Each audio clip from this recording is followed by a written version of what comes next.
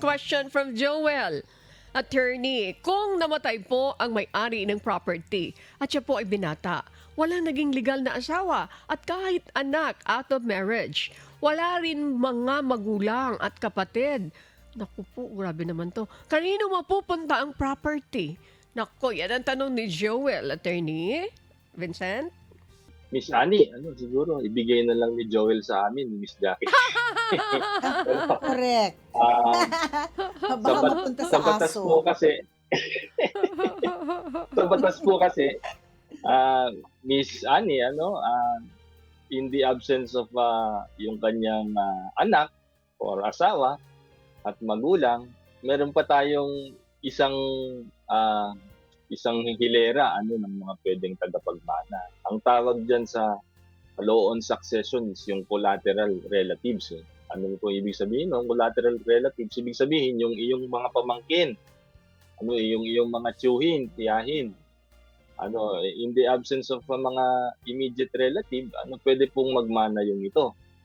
Mga ito yung collateral relatives. At kung wala sila, kahit malayong kamag-anak, as long as mapuprove natin yung lineage, na siya ay related by blood, doon sa tao na yon.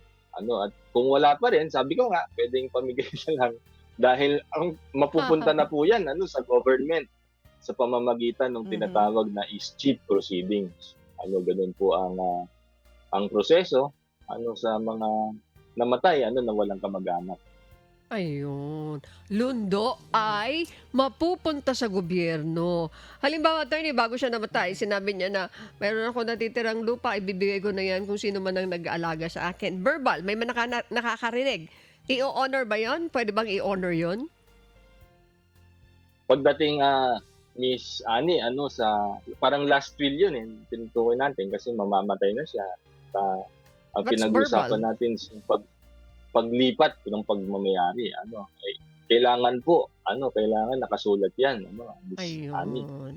Kasi hindi po natin masusunod, yung requirement pagdating sa last will.